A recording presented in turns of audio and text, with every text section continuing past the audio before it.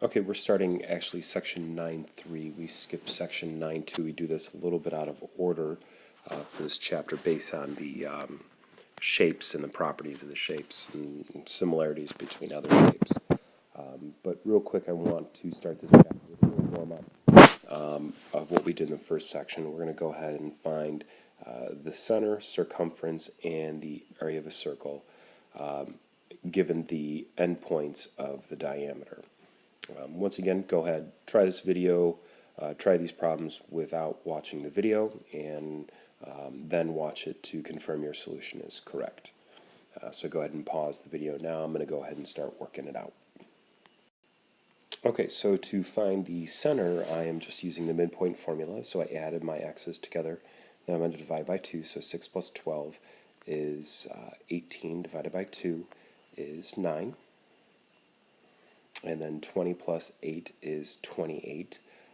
Divided by 2 is 14.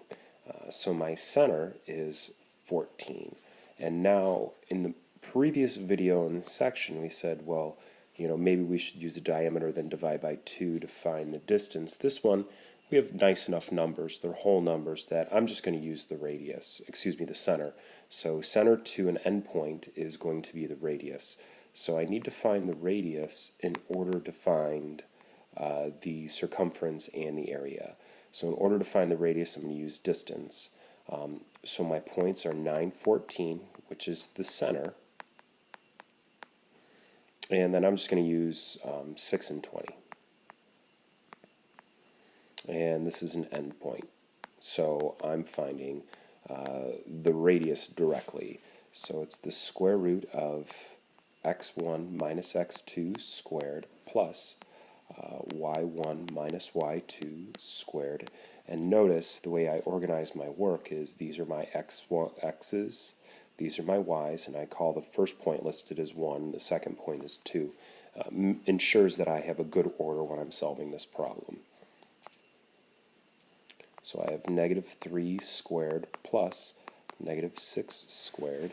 So I have 9 plus 36 square root. So it's going to be the square root of 45. And the numbers that we can work with for 45 are 9 and 5. And so this is going to reduce to 3 root 5. So that's my radius. So I'm going to find the area, or the circumference first. Why don't we do circumference first? And that's just 2 pi r. So 2 pi times 3 root 5. And so I get 6 root 5 pi, or 6 pi root 5. Either way is fine. So that's the way we would write it.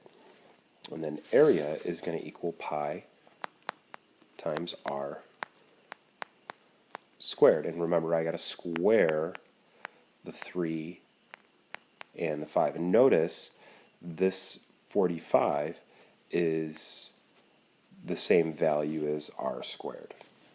Okay, so we could have just kind of cheated, if you will, or made life easier, and just hop from there to there. And just, you know, if you see that, it's great because it speeds you up a little bit. If not, it's still going to work out just fine. So 45 pi is the area.